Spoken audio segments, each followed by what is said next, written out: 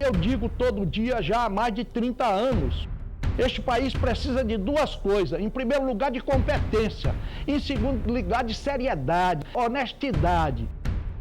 Se nós tivermos homens que não tenham satisfações a dar, que tenham moral, que ele vai cumprir a lei, aí nós vamos ter uma reviravolta nesse país. É necessário uma mudança radical no comportamento ético, político e econômico desta nação. Em primeiro lugar, trabalho, mas trabalho mesmo. Que houvesse um decreto que neste país não podia ter vagabundo.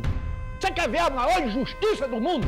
Aquele que acabou, que passou 6 meses para colher a verdura dele, ser pelo um preço miserável. E não pode ser mais, porque ninguém pode pagar, porque nós não temos mais dinheiro.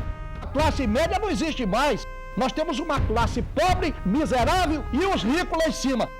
Porque as terras desapareceram. A pobreza vendeu as terras para comer, gente. Porque esse governo inepto está pior do que todos os outros governos reunidos juntos. Não vai funcionar nada.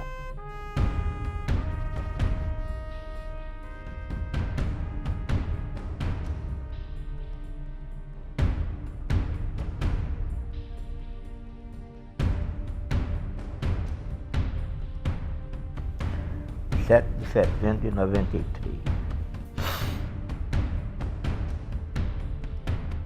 Tínhamos terminado de assistir as comemorações do 7 de setembro. Estava almoçando Ricardo, Braille, eu e um deputado de Viana, um carcamano de Viana, Valber do Alibe. Estávamos almoçando e Najib começou a suar e se levantou da mesa e andou assim uns 20 metros e sentou-se numa cadeira. Chamou Braille. Aí eu saio, me levanto da mesa do almoço e vou aonde o Najib. Quando lá vou chegando, me aproximo dele, o Najib se levanta, me dá um abraço e diz: tio, eu tô indo. Aí eu tirei um exordil que eu tinha dentro do bolso, botei na boca dele. Ele cuspiu no chão. Nós corremos, pegamos ele e botamos numa cadeira. Isso foi rápido. Aí ele disse: tá me faltando tudo. Eu voei em cima dele, mas Ricardo entrou no carro. Braille ficou muito abatido. E eu não tive condições de botar ele dentro do carro. Eu entrei na parte traseira, Ricardo dirigindo, Ricardo em alta velocidade para o hospital. Eu já estava com medo de um acidente. Aí ele começou a vomitar no meu peito. Aí eu peguei aqui e botei pulsação no pescoço dele, não tinha mais. Eu disse: Ricardo, diminui a velocidade porque Najib morreu.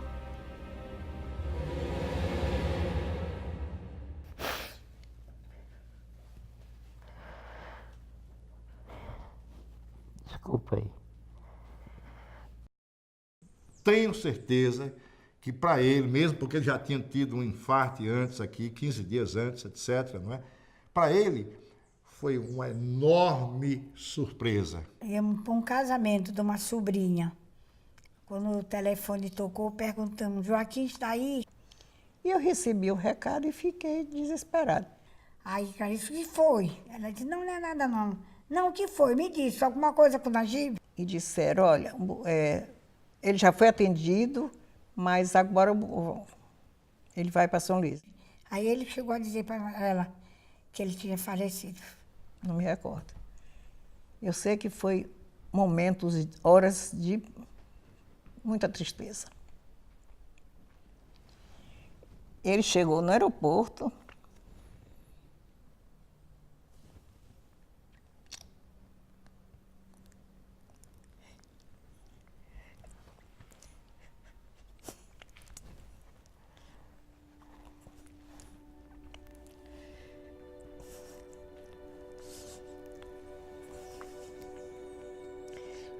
Foi no dia 7 de setembro.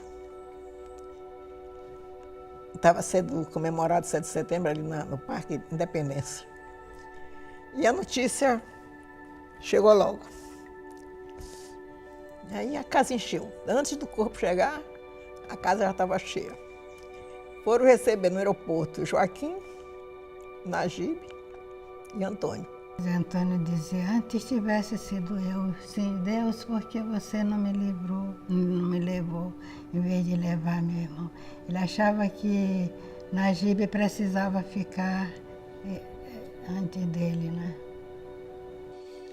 Se para ele foi uma surpresa, eu queria dizer que para o Maranhão foi uma enorme inconveniência. Najib Yaquel teria mudado a situação política do Maranhão se tivesse ascendido à condição, por exemplo, de vice-governador e com certeza depois governador, porque ele faria uma coisa, ele faria a política mais próxima do povo. Em termos de ideias, de luta, de coragem, Najib Yaquel teria ainda muito a dar, e com muito sucesso, diz passagem, porque ele era um homem trabalhador. Najib era um homem que para ele não tinha hora, nem dia nem nada. Najib Yaquel era um homem que gostava de trabalhar, gostava ele era um vencedor. Quando ele metia na cabeça alguma coisa, ele ia até o final, entendeu? Com muito sucesso. Ele tinha uma convicção, uma empolgação de fazer as coisas, de acreditar que aquilo tudo ele podia realizar. Ele dizia que o fácil já foi feito, o difícil se faz logo, o impossível demora um pouco mais.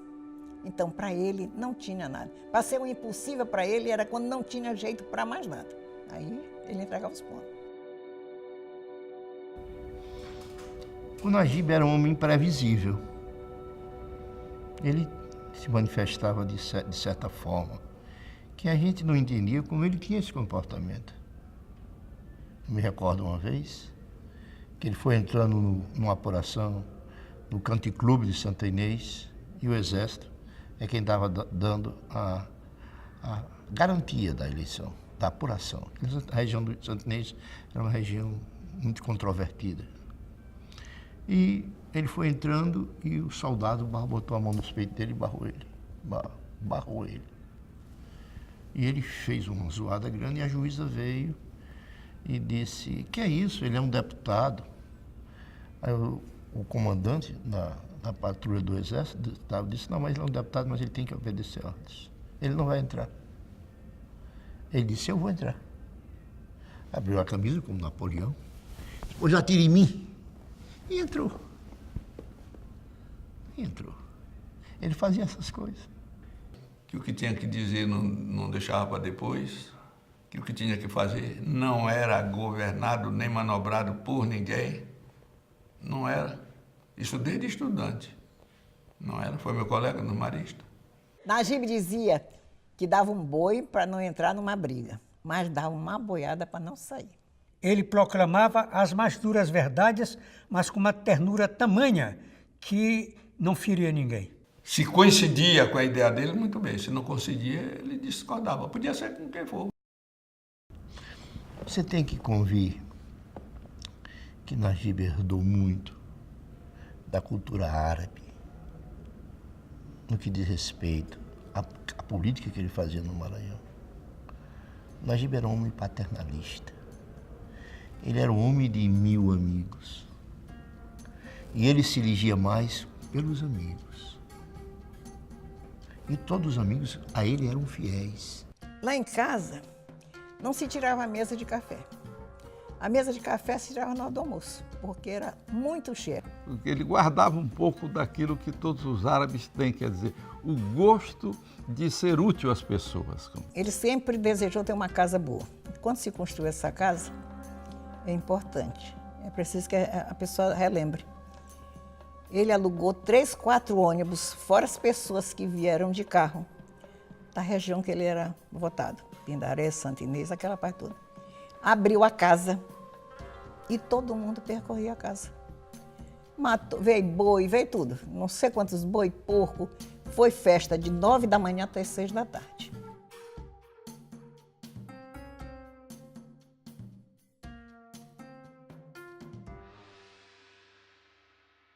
Eu conheci Najib numa festa que eu fui na sede social do Líbero, na Praça João Lisboa.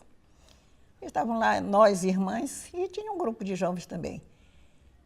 Ele veio e me tirou para dançar. Eu disse, nunca tinha visto. Aí saí para dançar. Sou a primeira, dancei a segunda. Aí perguntou o meu nome. Eu perguntei o dele. Ele disse o nome dele, perguntou onde eu trabalhava. Eu também, mas muito sem jeito. Não estava com muito jeito, não. Aí ele desapareceu. Nós ficamos na festa, ele desapareceu. Passado uns dias, acho que ele se informou que eu trabalhava na prefeitura, passou lá, olhou, cumprimentou e foi embora. Para mim, aquilo não fazia nada. Quando foi um dia de noite, nós sentávamos na porta da rua, ele chegou numa lambreta que ele tinha, deu boa noite. Boa noite. Conversou. Nesse tempo, Samuel namorava com Lúcia, também estava sentado na porta, e disse, conversando com Samuel, e disse, se eu disser até amanhã, eu volto. Se eu não disser, para mim não valeu nada, não era comigo que ele estava falando. 2 dias depois ele vai toda noite. Eu digo, o cabra quer, né? Tá. Mas eu não tinha interesse, para mim era amigo de Samuel, não era meu amigo. Eu adorava Najib, porque Najib sempre foi aquele primo que ele... Olha, nós morávamos na Carticha Alzira, nós, que eu digo assim, os filhos de meu pai e minha mãe, eu, Zé Vito, Caú e Arsênia. E Najib era aquele primo que, na época de São João, ele ia nos levar fogos de São João. Ele sempre foi muito louco por criança. No carinho, na delicadeza com que ele tratava nós, sobrinhos aqui de casa, né? Aquela alegria, aquela felicidade. No meu caso, a delicadeza mesmo que ele tinha comigo.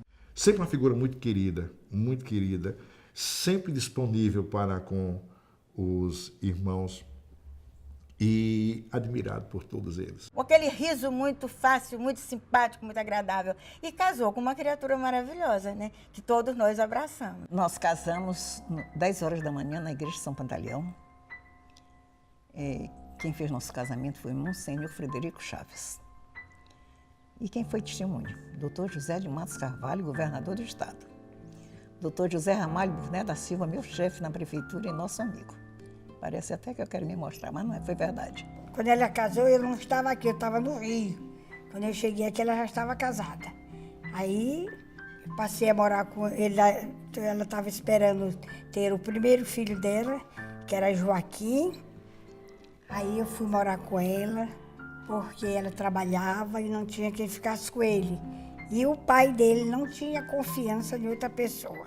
E tinha pelos filhos uma devoção, como é que eu posso dizer? Uma dedicação, um zelo leonino. Não é?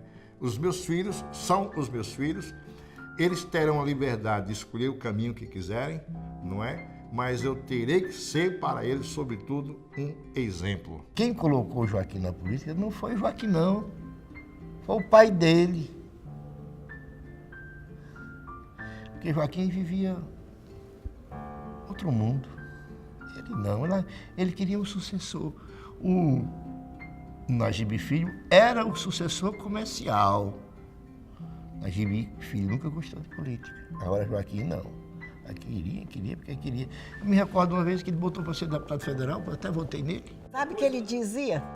Olha, se teus filhos forem educados, devem a ti. Se eles forem mal educados, depende de ti também. Quer dizer, ele me entregou essa responsabilidade toda. Najib encontrou em uma mulher o resumo de todas as mulheres que, por acaso, ele precisasse encontrar na vida. E essa mulher foi Dona Clarice. Ele chamava ela de mãe. E as empregadas domésticas da casa se confundiam como se fosse da família dele. Era a família dele. É impressionante a diferença entre os dois, Dona Clarice e Najib.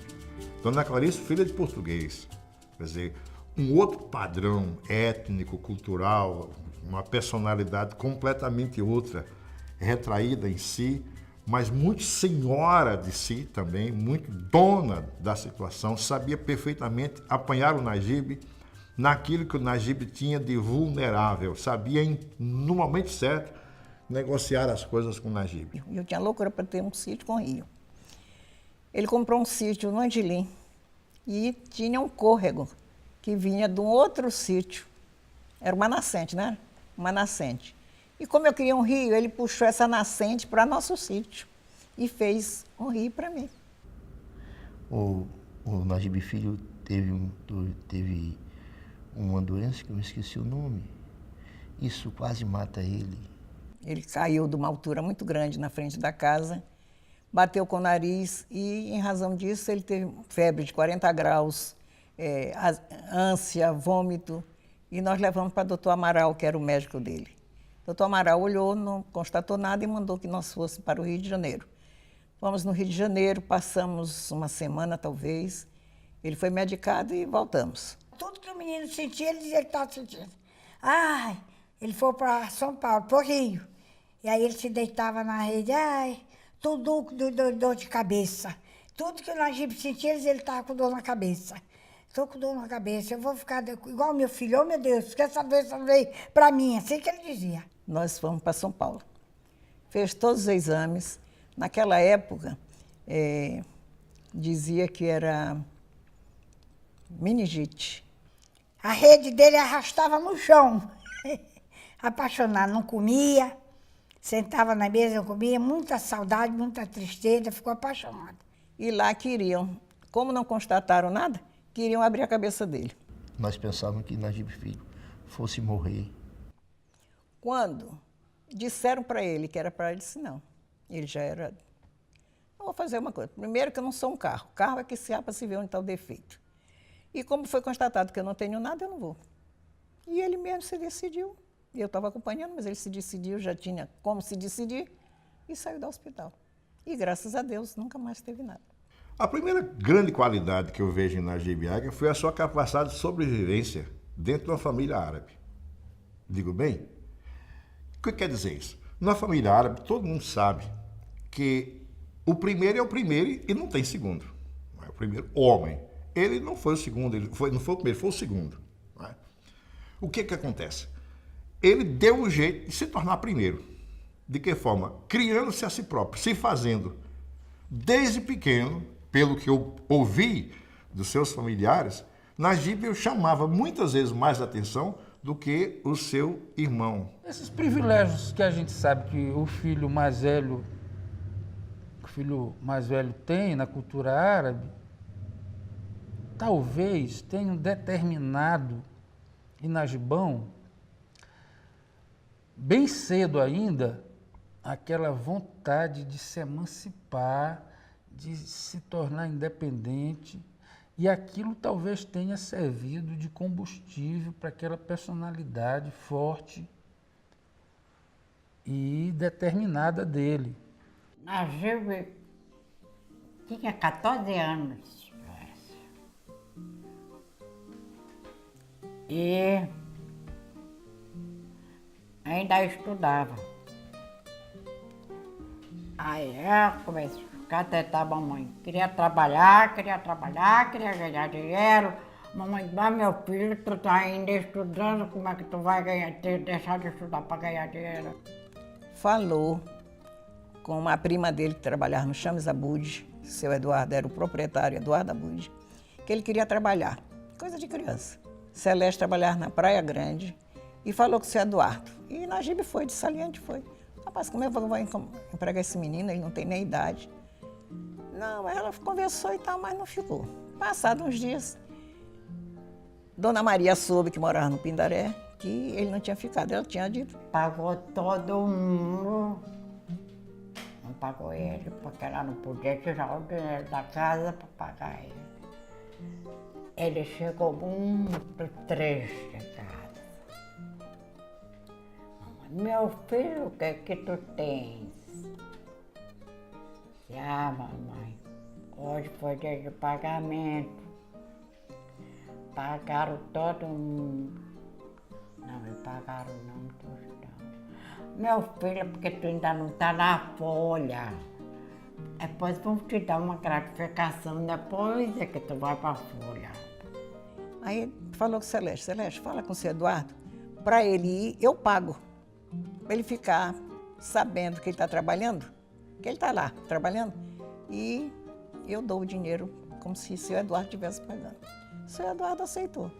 Deixou passar a tarde, ele triste, mas trabalhando, fazendo o que ele tinha de fazer, era mandado na rua, né? Quando foi de tarde à noite, Najib vem cá, todo dia no envelope. Olha aqui, isso aqui não é salário, é uma gratificação que a casa está te dando.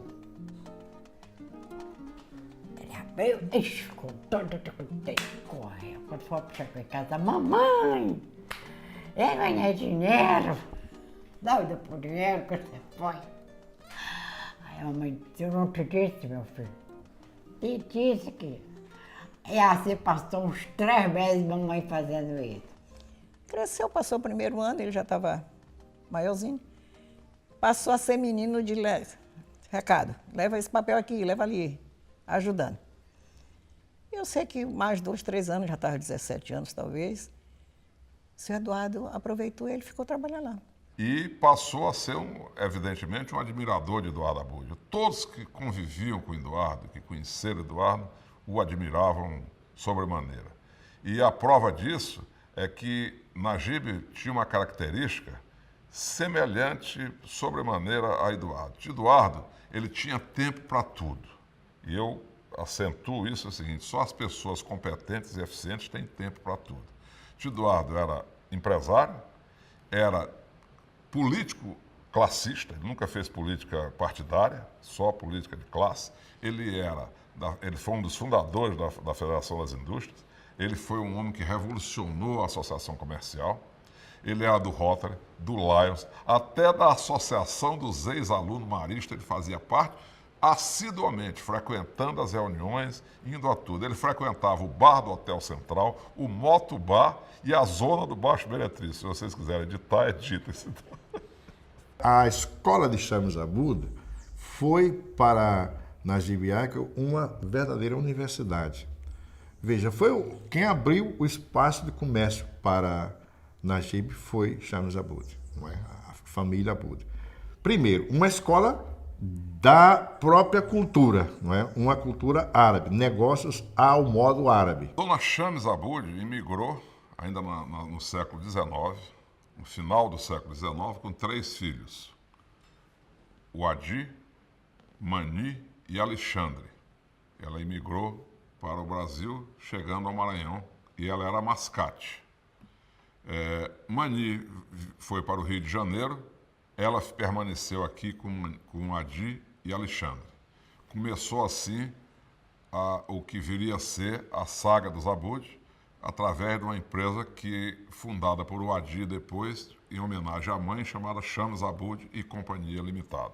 Chams Abud era a empresa dona daquilo que era atividade comercial no Maranhão, tanto na capital como no interior, sobretudo através dos rios, que era o que existia naquela época de penetração para o interior.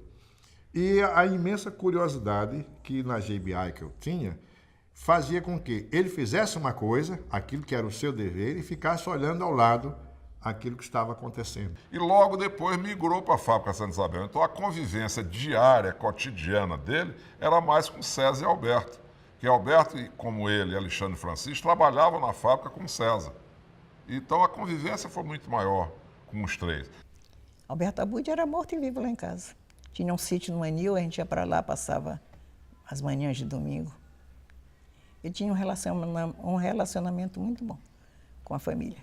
Eu não me lembro bem das promoções que ele teve. O fato é que, muito rapidamente, ele sai de uma posição, passa para outra e se torna a figura de confiança dos Abud. Ele trabalhava no despacho, no faturamento. Ele praticamente assistia todos os embarques e fiscalizava todos os embarques, a embalagem e os embarques de Santa Isabel. Eles eram responsáveis pela parte interna da fábrica. Ele, papai e Alexandre Francisco, principalmente da embalagem, eles tomavam conta de onde saíam os fardos para serem exportados, para serem vendidos. E ele percebia, né, a sagacidade que tanto o Adi como o Eduardo tinham para negócio, para comércio.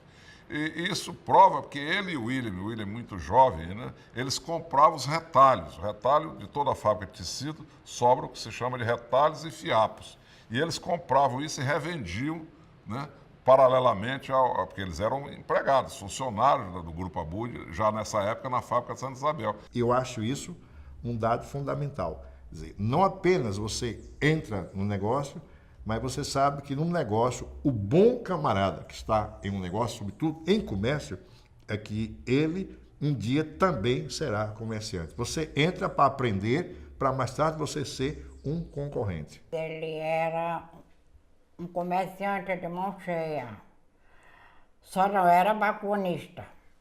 Papai tentou botar ele do balcão. Mas mãe conhece. Papai. Mamãe disse, tu não faz uma coisa dessa que tu vai estragar esse menino. Esse menino não nasceu para balcão. Tu tá pensando que ele é Zé Antônio? Porque Zé Antônio era um ótimo balconista. Ele não é Zé Antônio. O menino é para fazer outras coisas. E não demorou muito.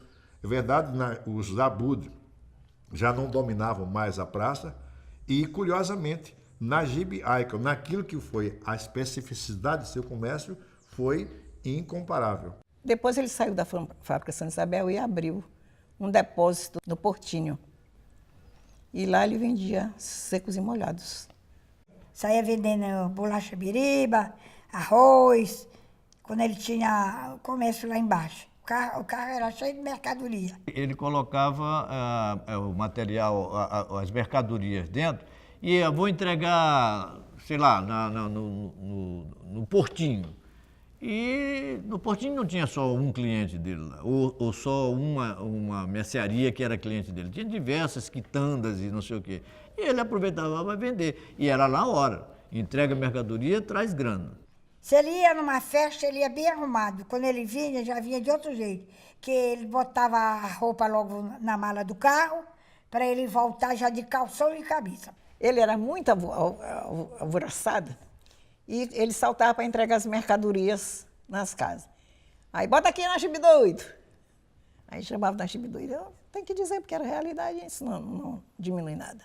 Eu sei que no final do dia ele chegava lá com uma caixa de leite ninho cheia de dinheiro podre, cara. Vinha de dinheiro com cheiro de peixe, com cheiro de cebola, com cheiro de camarão. Era toda... Quanto é que tem? Não sei, conta. Nós tinha hora de chegar no banco, jogava na minha carteira lá cheques de dinheiro. Dizia, confere que eu tô com pressa. E ia conferindo. Depois fazia o depósito, dava ele... E eu comecei a achar que ele estava me testando. E rapaz, esse carcamano está me testando. Vou passar, tirar dele todo o depósito aqui, certa quantia, e guardar, lógico, com prova do meu lado, assistindo, para ver se ele sente falta. E fiz assim umas 10 vezes, eu guardei o dinheiro no banco, a parte separada.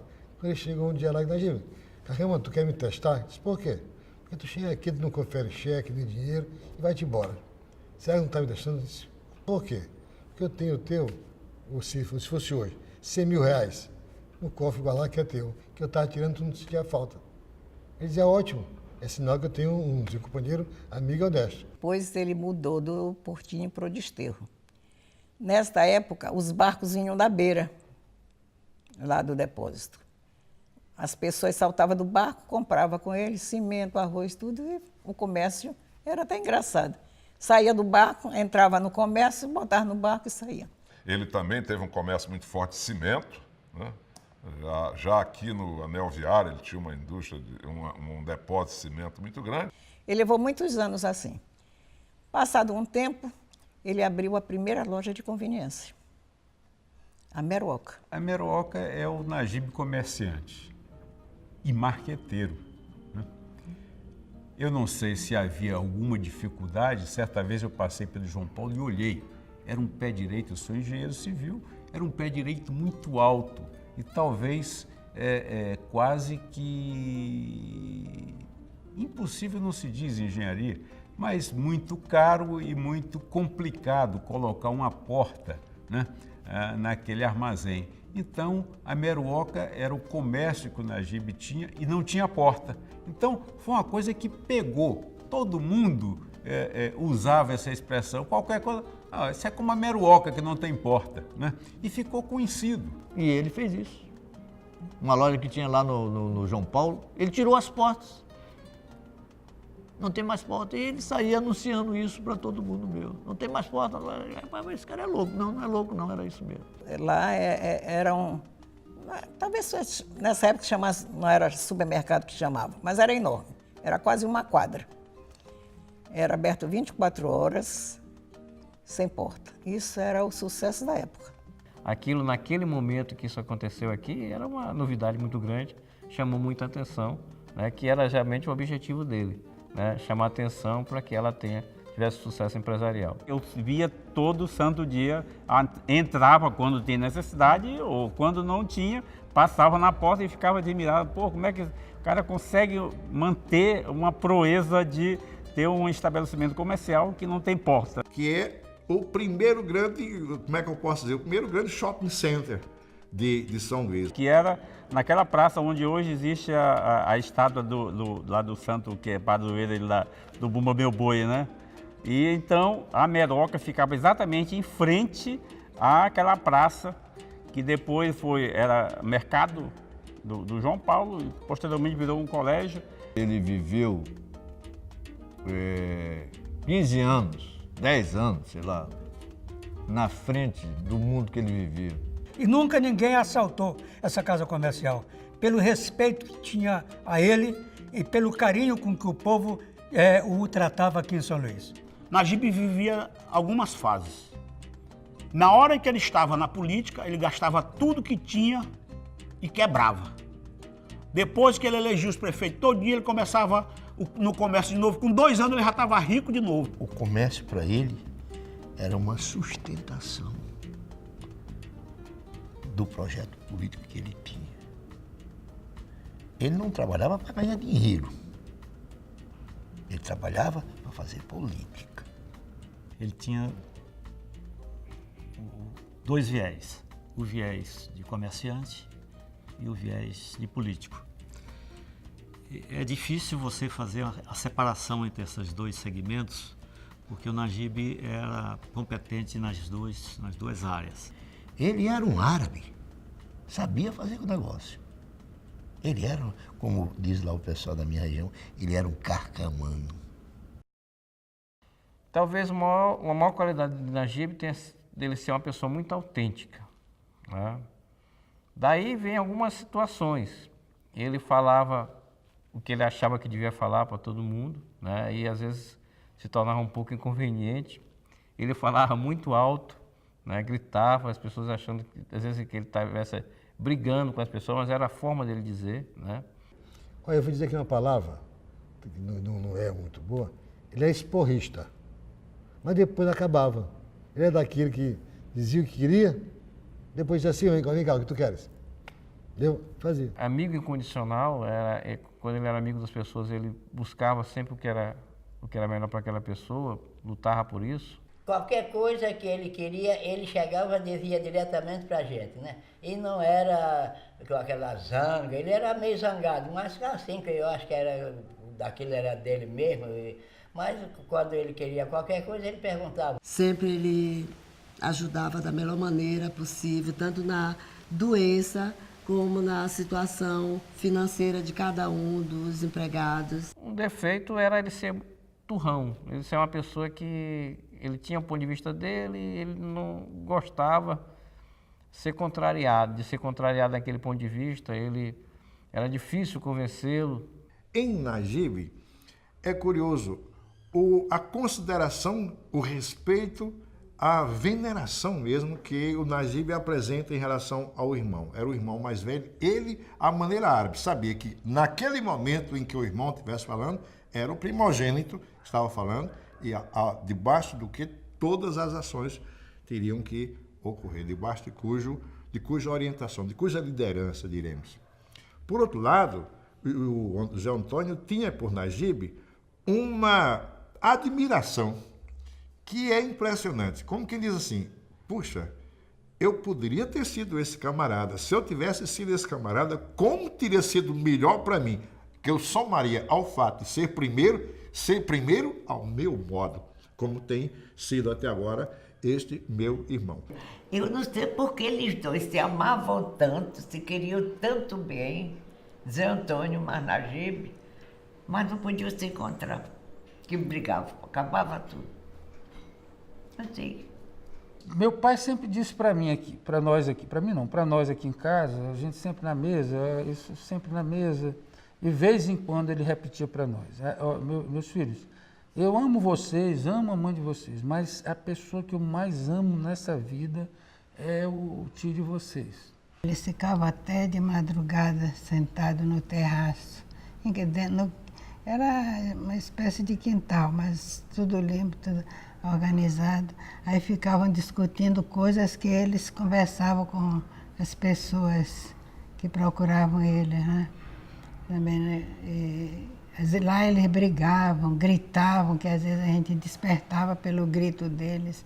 E Zé Antônio dizia assim, às vezes ele dizia, menino, vocês vão para ficar ali conversando, em vez de conversarem, ficam brigando. Um culpava o outro, né? Nagibe culpava Zé Antônio, que Zé Antônio não sabia falar baixo, e Zé Antônio culpava Nagibe.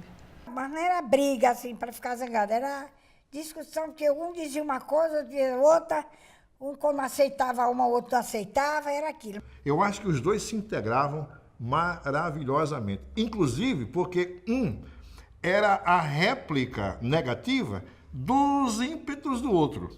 E o outro, ao mesmo tempo, era o arranque que era necessário acontecer para aquele Zé Antônio, sempre de baixo perfil, né, o inglês de slow profile, né, pudesse também aparecer. Eu acho que os dois se integraram maravilhosamente, sobretudo na hora em que Zé Antônio passou para a política. Quando eu entrei na política, em 65, pela gloriosa campanha de Sarney, e eu me lancei candidato a prefeito pelo Pindaré, quando eu comuniquei a ele isso, e ele me disse nesses termos, parece que eu estou me lembrando daquilo que ele me disse. Tu és um louco, porque a nossa família nunca foi política.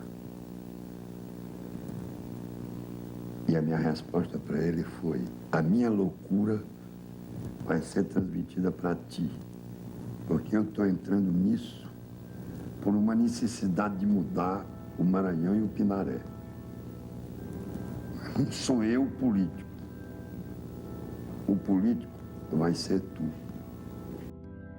A entrada da nossa família em política, com certeza foi através da pessoa do meu pai, Zé Antônio, e deve ter ocorrido por pequenos incidentes, nada tão importante, que tenha determinado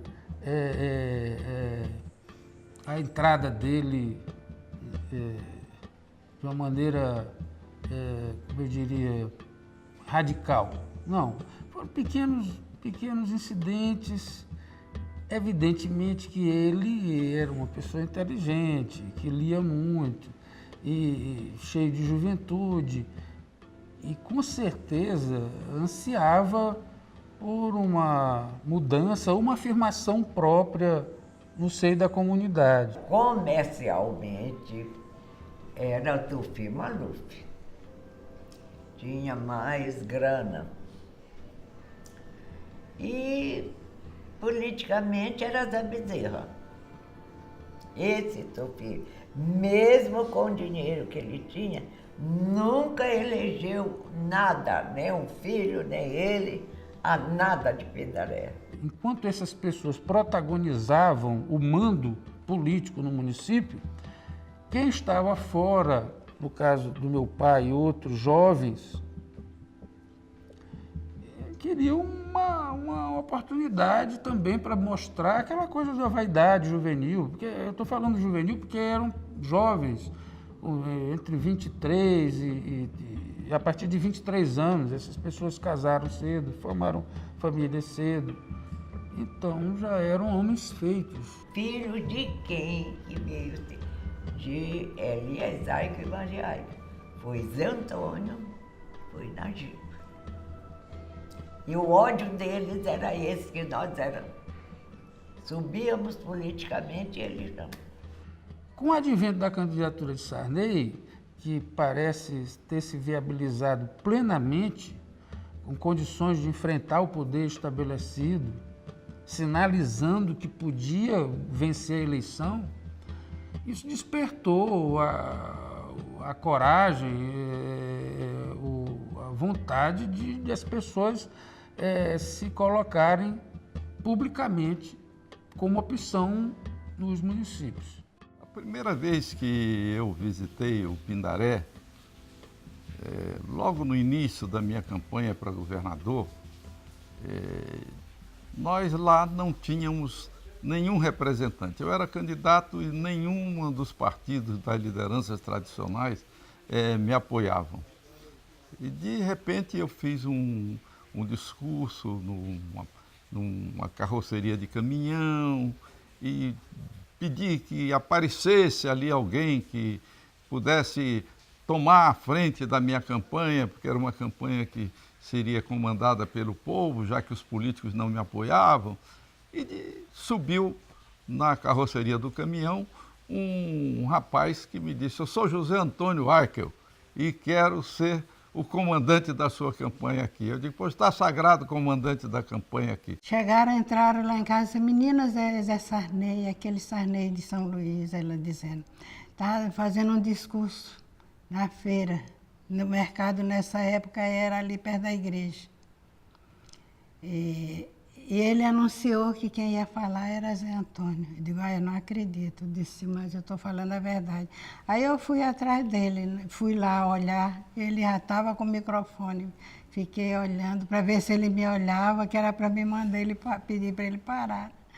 Mas aí ele não olhou, se entusiasmou, Sarney também elogiando: rapaz, você está falando bem, você tem que continuar e tal. E nós fizemos uma campanha absolutamente popular, sem chefias. Depois, alguns chefes políticos foram se aproximando, mas todos ligados, foram se ligando ao Zé Antônio, porque eu dei toda a força que ele fosse o comandante da campanha. E o resultado disso é que eu me elegi governador e depois o Zé Antônio se elegeu prefeito de Pindaré. Fizemos campanha de casa em casa, né? Visitando as pessoas. Coisa que a gente não fazia, né? A participação de Tinagibe, pelo que eu pude ouvir, foi muito importante porque ele já tinha um poder de comunicação muito forte. Ele já tinha aquele carisma que depois a gente veio conhecer plenamente. E o Nagibe comprou um horário para ele na Rádio Difusora. Era a Voz do Pindaré, né? A Voz do Pindaré. E Nagibe mandava bala nesse programa, e ele gritava, e ele deblaterava, e ele dizia o que bem entendia, porque eu sabia, ele gritava. Era um programa que tinha uma audiência muito grande. Esse programa do Nagibe, ele é muito bem, a audiência que o programa tinha, todo mundo via, e contribuiu muito para a eleição de Sarney. Nagibe me procurou para saber como era que se podia, já que eu estava envolvido com a rádio, como é que se podia comprar um horário, a exemplo do que as igrejas batistas, as igrejas evangélicas faziam. Acertamos tudo, assinou o contrato, pagou, fez lá a parte burocrática, e houve o primeiro dia do programa. Antes, eu fiquei anunciando: a partir de tal dia, a partir do dia 1º, vem aí a Voz do Pindaré, não perca, um programa que Nagibe mesmo deu, um programa onde você terá vez, fale, reclame, sugira e tal, aquela coisa toda e tal. E aí no dia Nagibe estreou com uma pompa extraordinária. O que era para ser um programa de estúdio, aos poucos foi se transformando num programa de auditório.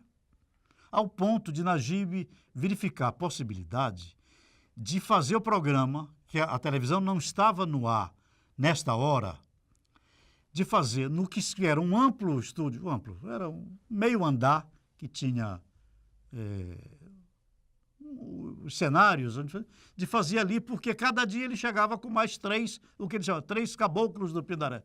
Najib Iaque, o caboclo do Pindaré, etc e tal. O programa dele começava às 15:45 e eu ficava lá, porque ele estava lá, e dizia, Najib, olha, está na hora, tá, peraí. E ele varava de vez em quando. E aí o Bacelar sabia que ele varava, era impossível conter ele, resolveu vender para ele depois mais 15 minutos de hora. Se ele era apresentado para uma pessoa, me passava muito isso, eu observei isso algumas vezes, ele fazia uma leitura rápida, psicológica da pessoa e sabia como se aproximar dessa pessoa politicamente. Ele tinha um faro psicológico, um instinto psicológico, um conhecimento da psicologia humana que foi muito útil para ele, eu acho que tanto no comércio como na política. Enquanto Zé Antônio era um pouco zangado, mas era um zangado comedido, Najib, ao contrário, era um homem extrovertido, era muito aberto, muito popular e que se ligava com as pessoas de uma maneira diferente com o que o Zé Antônio se ligava. Por isso mesmo, ele passou à frente do irmão e depois exerceu uma liderança naquela região muito grande. Najib era mais político.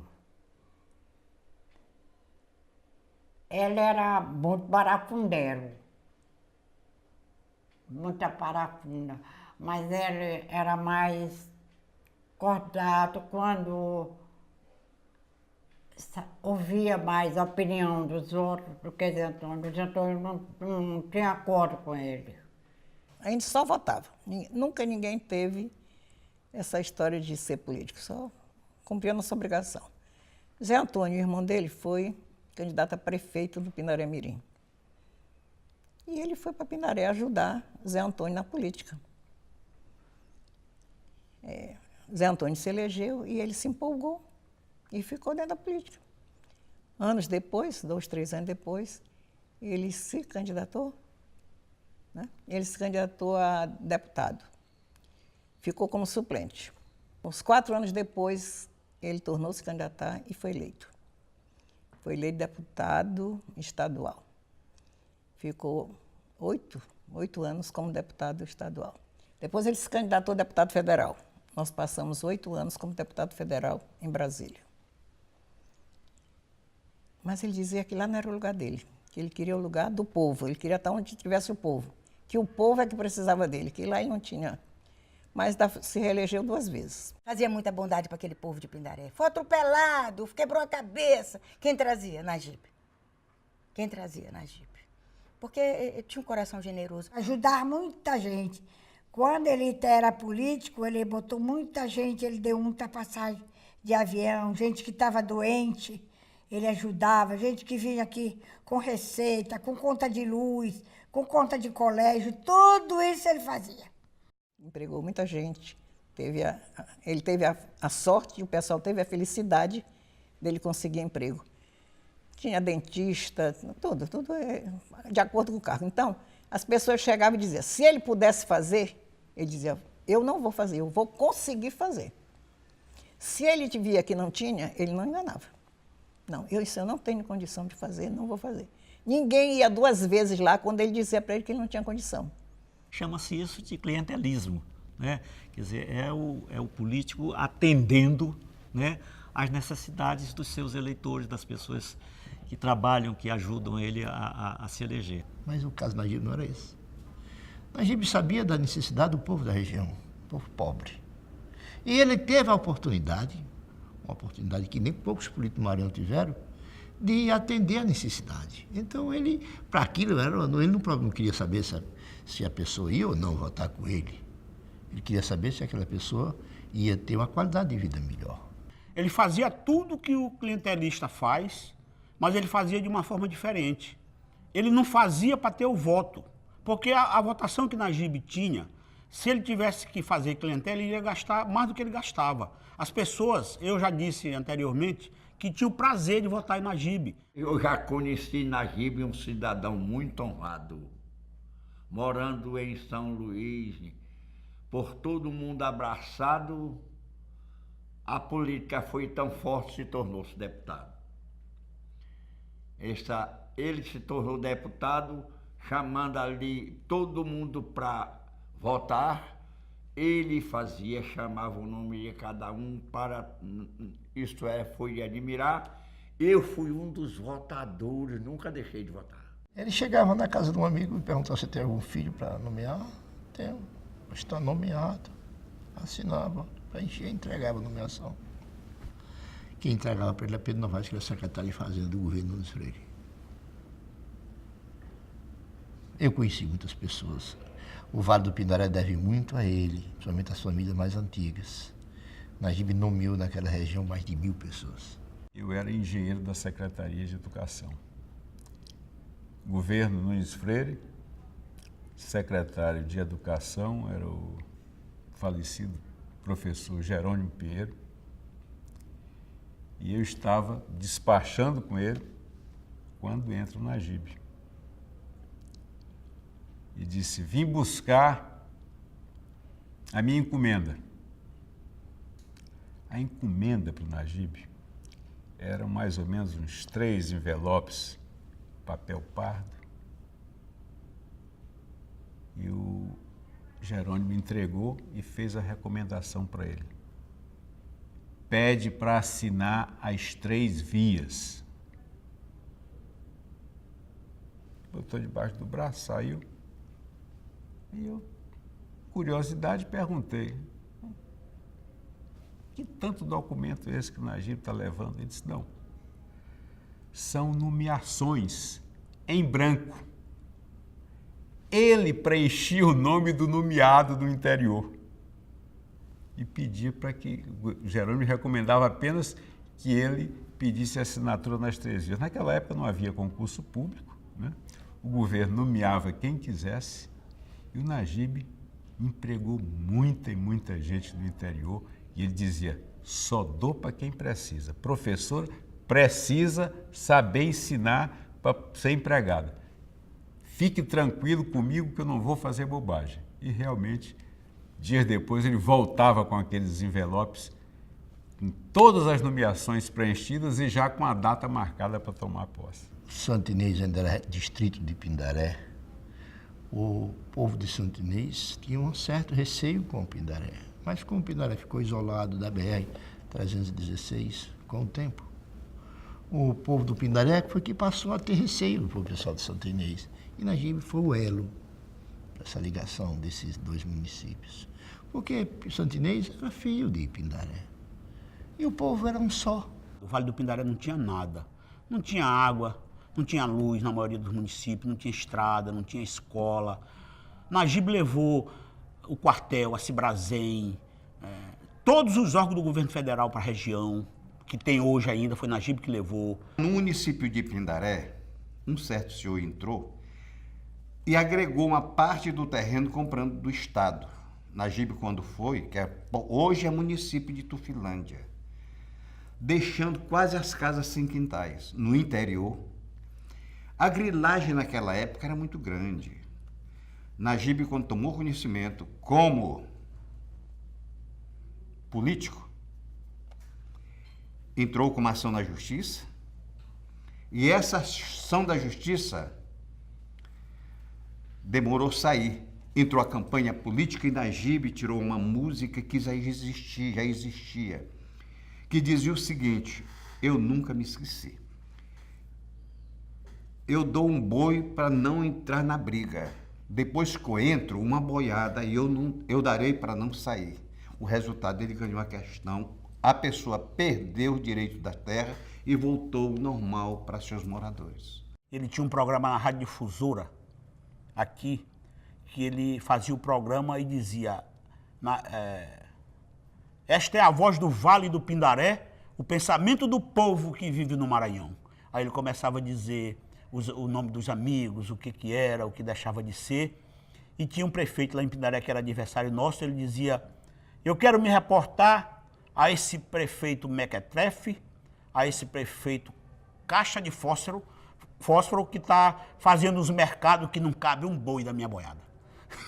Então, é dessa forma que ele dizia na rádio difusora e os amigos, Najib vai falar em meu nome. Não demorava muito, os rádios eram aqueles rádios antigos, fio grande, e o caboclo estava lá no pé do rádio. Todo mundo, era 4 horas da tarde, Najib entrava com a característica, uma música do programa, eu me recordo como se fosse hoje, e entrava, esta é a voz do Vale do Pindaré, o pensamento do povo que vive no Maranhão. Ia para a Rádio Mirante, em Santa Inês, e ele tinha na memória dele a lembrança dos nomes de todo mundo, dos cabas eleitorais do interior, dos vereadores, dos políticos, e ele passava era hora no rádio dizendo nome por nome dos seus amigos. Essa era a forma de atrair os amigos, e nós gostávamos, e até hoje, eu tenho 50 anos, mas eu lembro porque foi o único político que eu acompanhei que respeita a classe política e que respeitou o seu povo, especialmente o povo da Baixada Maranhense. De São Luís para a região do Vale do Pindaré, ele já fazia política em Vitória com o Dr. Ribamar Matos, que hoje acho que já é falecido, votou nele tantas e tantas vezes em Vitória do Mearim. Em Santa Inês ele foi eternamente votado por Otávio Farias e Marconi Farias, que depois ele colocou Marconi Farias como deputado, foi uma cria política dele. Em Pindaré, o Zay, e que todos que vieram depois, junto com o Zay, que não era Ai, que o Zé Silva, Zé Zico e todos os outros em Pindaré. Em Santa Luzia, ele fez política muitos anos com o Otávio Rodrigues, que foi amigo dele muito tempo em Santa Luzia. Em Bom Jardim, ele fez política com Adroaldo, que foi prefeito algumas vezes e votou nele, com o seu grupo. Em Newton Belo, ele fazia com Dona Maria, que hoje não é mais Dona Maria do Valmir, que era a líder dele lá em Newton Belo. Em Zedoca, ele fez com Barroso, muito tempo com Barroso. Fez com o finado Polari, ele ajudou a eleger o finado Polari, o médico. E em Monção, ele fazia com Antonilson e com o seu Antoninho Banho. Eu não me lembro de Najib ter adversário político, inimigo. Tem? Eu não via ele falar mal de ninguém, de dizer, fulano é um... Em Pindaré, Najib começava por Zé Antônio, que não era amigo, era irmão, mas era o líder maior político. Zé Zico foi prefeito, Zé Silva foi prefeito, Paruru Cria foi prefeito. E para você ver, não era uma oligarquia, porque só foi Zé Antônio da família. E depois foram todos esses prefeitos que não eram da família, então não era oligarquia. Lá em Pindaré se mandou muitos anos, mas mandava com os amigos. Aí tinha Chagas em Santa Teresa, Nezinho em Tufilândia, que era município de Pindaré, Pedro Barro na colônia Pimentel, Bernardo Cunha em Morada Nova, Marta no Bambu, Emílio e Eusébio em Areias, Macambira e Lelé na Pitombeira, Manuel Olímpio no Calangro. Eram essas as lideranças, Rodrigo Coelho representando o povoado de Alto do Bode, Luiz Saraiva, que se chama Luiz de Zenaide, em Lages, Pinto em Olho d'Água dos Carneiros. Pindaré ficou um município pequeno que se resumia nisso, nos povoados do interior, além dos amigos da sede que sempre votavam nele, Alemão, Devora, Lucas Pato, Fogoió, Aldo, Roseana, Lurdinha, depois filha de Lurdinha. Eram inúmeros. Gafo, de Dora, Aldemir Lopes. Hoje todos ainda têm saudade imensa, Zé Neguinho. Até o próprio prefeito hoje, Valber, que conviveu com Najib, com parte desses prefeitos aí, como um médico bem novinho, fazia parte do nosso grupo político. Então, Najib foi um mito para todos nós, era amado no Vale do Pindaré e adorado pelos seus amigos e pelo povo da cidade de Pindaré-Mirim, município de Pindaré-Mirim. Zé do Vale e Zé Leão. Tinha dois amigos que votavam nele, que resultavam sendo amigo político, que era Zé do Vale, comerciante, industrial, Zé do Vale, e o compadre dele, Zé Lemos da Costa, com quem ele tinha uma grande consideração e que nas tardes, depois do almoço, de todos os dias nas tardes de Pindaré, com quem ele convivia, ele deitado numa rede, Zé Lemos na outra, até anoitecer, até tarde da noite, era evidentemente com Najib Ai, que eu não posso me esquecer de Zé Lopes e de João Castro, além da família Brito, Joãozinho de Brito, que foi seu Brito, Joãozinho de Brito, que foram amigos eternos de Najib, João Carcará, que é comerciante, tantos e tantos e tantos outros, se eu fosse enumerar, passava um tempo inteiro aqui dizendo tudo isso para vocês. Eu vou contar uma história de Najib no Casarão. Ele, um dos dias, chegou a Pindaré e foi dormir. Aqui tem um senhor que vocês conhecem, chamado Paruru. Foi em um comício que o prefeito de Pindaré subiu no palanque, quando estava falando dele, subiu no palanque e lá houve o desentendimento e bateram o João. O Paruru, empolgado porque era adversário, correu no Najib, bateu na porta. Najib, o que é, Paruru? Rapaz, que coisa feia, bateram o João Silva agora. Najib virou para o outro lado e não deu atenção. Disse, rapaz, tu não quer me dar atenção? Eu disse, Najib, Paruru, deixa isso para lá, Paruru. Quem queria estar lá e apanhar era eu, porque o Estado do Maranhão todo ia tomar conhecimento e me fazia como vítima, Paruru. Najib Aikel não se permitia repetir o modelo, o esquema de ninguém. Ele foi sobre todos os aspectos. Parece que medindo a palmo, a dedo, não é, as suas ações, ele foi um homem original. Nós saímos daqui de Bom Jardim para um comício no Novo Caru. Aí uma lancha muito grande, por nome Coração de Maria, lotada de gente de cima a baixo. Tinha tudo, tinha tudo. E quando chegamos aproximando a cidade de Novo Caru, daqui da lancha, os meninos soltaram um foguete para avisar o povo que estava chegando, né? A comitiva. Aí lá responderam com muito fogos, e aí vamos chegando, quando chegamos na frente, assim, uma distância pequena, mais ou menos de uns 30 metros, aí o deputado Najib se empolgou com o pessoal que estava do outro lado, e aí se atirou na água e saiu nadando até a beira do rio ao outro lado, e foi recebido pelos braços do pessoal que vieram ao encontro dele, pensava até que era outra coisa, né? Mas ele, cheio de alegria, o pessoal chegaram também nadando e pegaram ele e levaram para... Najib era um cara assim, era diferente, mas não era folclórico. As campanhas dele eram campanhas movidas a bombom. Ele comprava toneladas de bombons e distribuía isso por onde ele passava. O deputado Bombom, porque ele é tão bom, tão doce, tão dá bombom para todas as crianças, que foi apelidado de o deputado Bombom. Eu via nos olhos das crianças a alegria que o povo tinha. Os meninos brigavam por uma mão de bombom. Era uma alegria muito grande. Ele no Fusca, um saco de bombom atrás, no banco traseiro, eu de lado, ele dirigindo, eu jogando bombom. E ele... O bombom é um detalhe. Na verdade, eu não estou distribuindo bombom. Eu me lembro bem disso que ele disse. Eu estou distribuindo felicidade. Ele disse, olha, os políticos não gostam de dar endereço. Eu moro na Avenida João Pessoa, 266. Eu não sei se o número é esse, eu só sei porque eu decorei desde o tempo de menino, jovem de político junto com ele.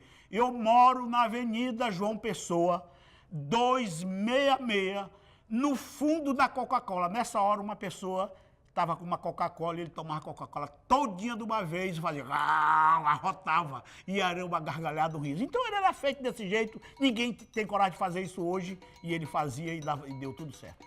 Ele entrou numa história aí de motoclube.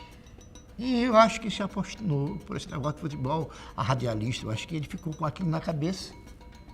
E resolveu fazer política com a radiação. Passou para nós, passou para Marconi, passou para Otávio, Otávio passou para Zé Antônio. Gol! Era assim. Eu lembro, eu fazia política em São Domingos e ele não fazia política lá. E numa eleição, uma campanha para prefeito lá em São Domingos, nós levamos Najib, né? E Najib, eu estou pensando que Najib vai fazer um grande discurso elogiando o candidato, que nada. Najib pegou o microfone e irradiou um jogo de futebol onde o candidato a prefeito, no final, fazia o gol da vitória do time. E isso era genial, essa narração que ele fazia, né, numa campanha política. Praça lotada, aquela multidão, que não sei quantos milhares de pessoas se encontravam naquela noite, Najib resolveu irradiar um jogo de futebol, quando no fim apareceu um gol da candidata dele e o jogo estava decidido e ela ganhava. Pois vejam bem, a experiência que isso, naquele momento não foi entendida mais uma vez por mim, achei que foi fora de propósito e tudo. Durante a campanha, as pessoas me encontravam a candidata e diziam, olha, vai ser gol da candidata e nós vamos ganhar a eleição. E foi assim que foi comemorada aquela grande vitória, com o gol que Najib irradiou naquela noite feliz lá em Passagem Franca. Quiser dançar, saia do meio do salão. Se esse time daqui jogasse contra o time de lá, o jogo seria assim. A bola vem nos pés de Joaquim, Joaquim controla, mata na coxa, deu para Najib, deu para Cafeteira, vai enfiar na área, vai arrematar, deu para Joaquim, passou pelo primeiro, passou pelo segundo, deu para Najib, deu para Joaquim, vai marcar, atenção, atirou, gol!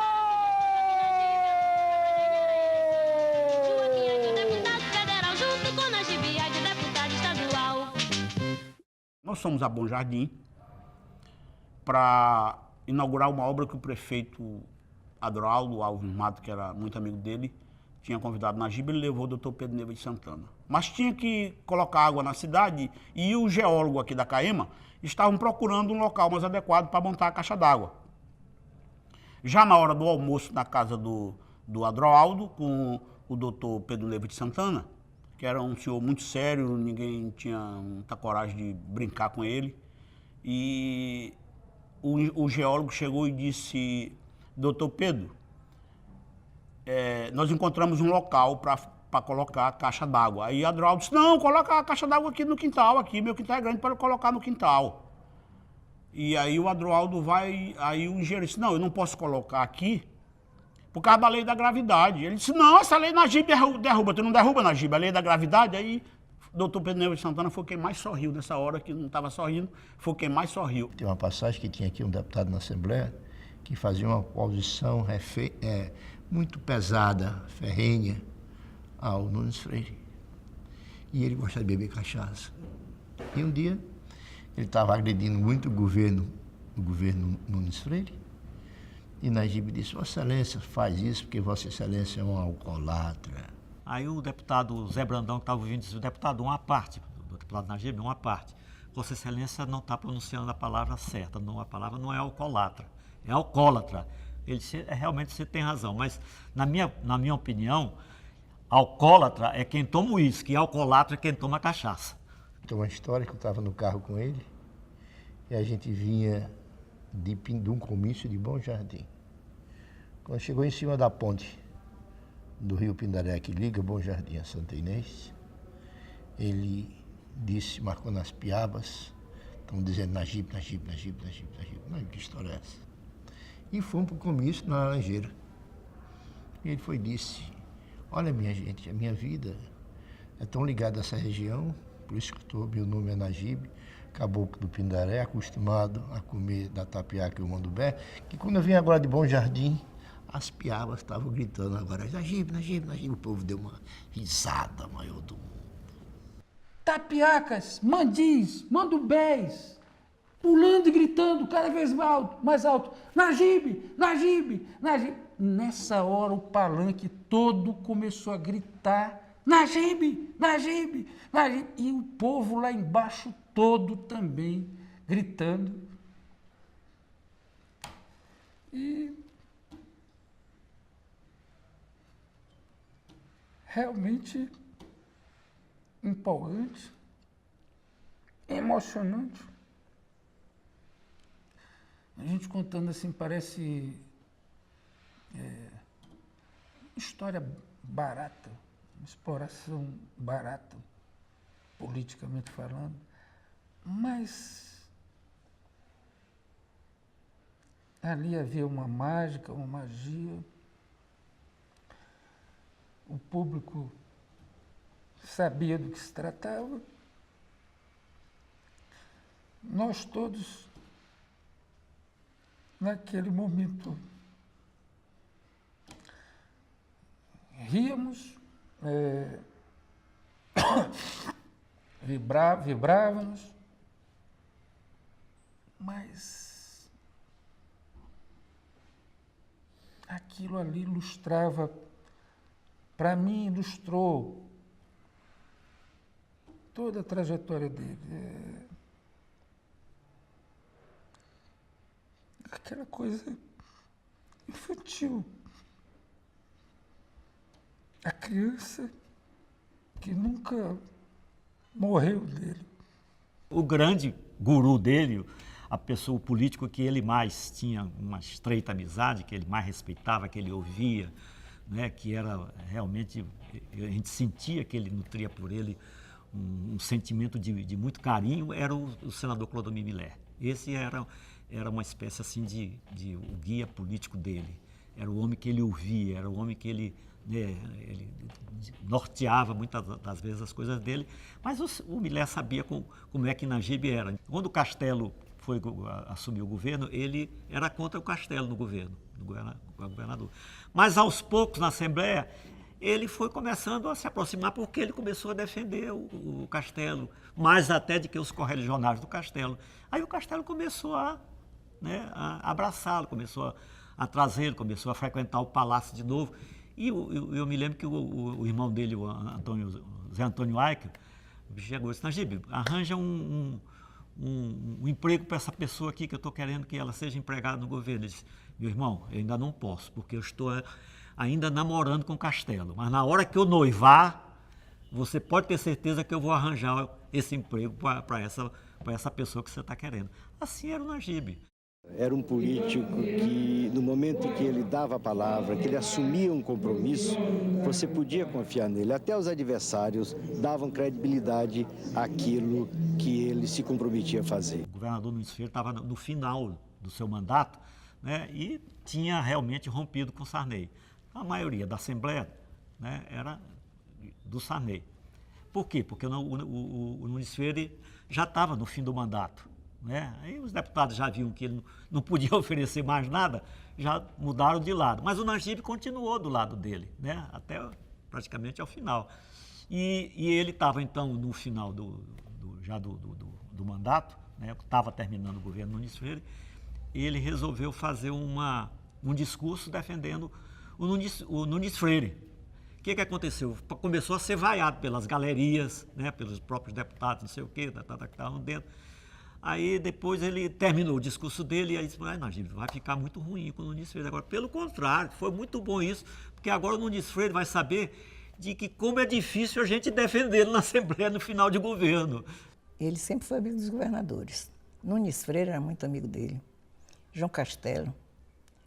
Na época que Najib fez a Ponte Safena, que nós somos, João Castelo ficou 3, 4 dias no hospital conosco, nos acompanhando. Nesta época, não sei se eu já te falei, que Paulo Maluf foi que mandou um avião buscar Najib. Paulo Maluf mandou buscar Najib aqui de avião. Chegamos lá, já tinha uma ambulância nos esperando, o hospital falado. Chegamos, fomos mais bem atendidos lá do que se a gente chegasse no hospital aqui, porque foi recomendado de Paulo Maluf. Na minha vida pública, conheci centenas de milhares de pessoas. Quem sabe dei a mão para milhões de pessoas. Conheci pessoas de todo tipo de caráter, de personalidade, mas eu quero deixar meu testemunho.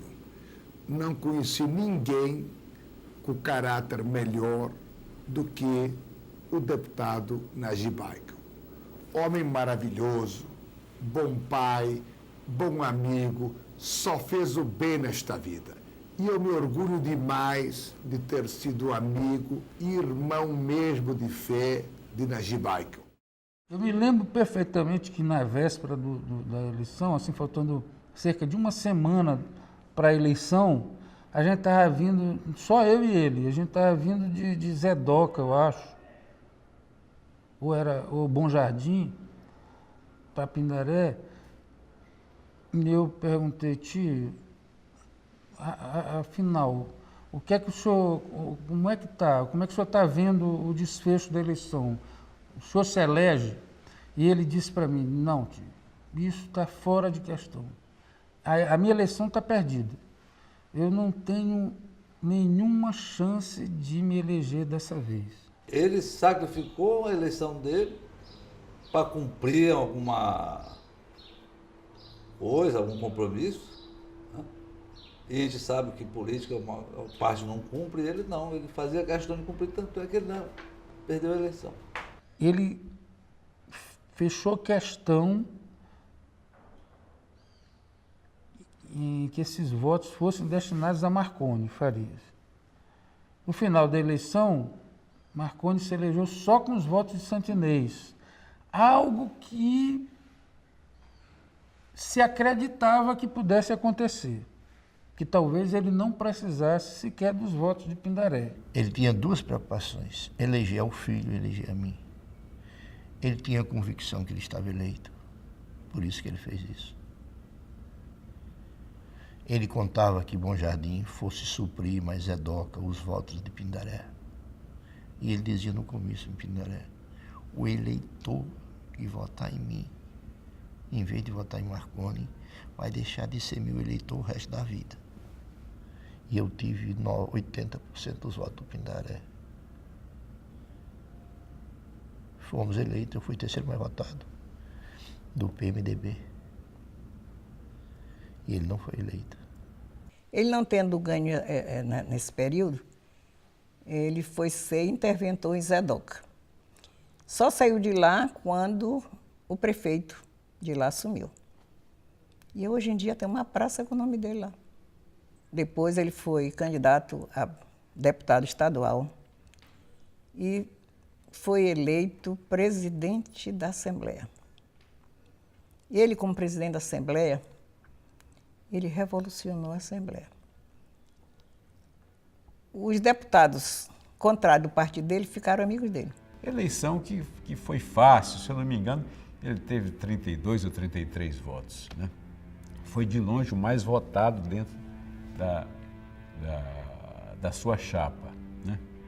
E aí, como presidente, veja só, há pessoas em que o poder sobe a cabeça e a pessoa até muda. Najib, eu conheci sempre aquela figura bonachona e tudo, o poder foi diferente. Ao invés de subir a cabeça, o poder lhe elevou a alma.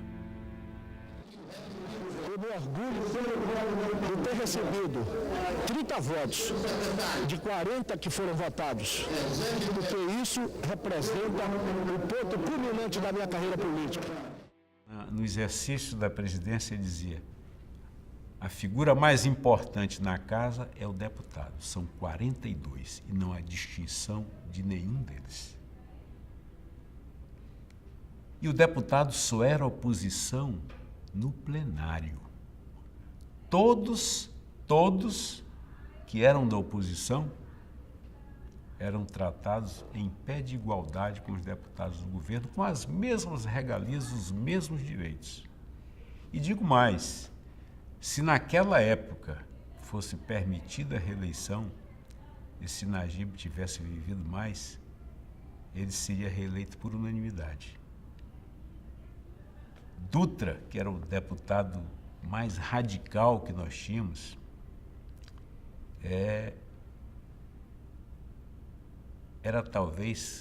foi talvez quem mais chorou.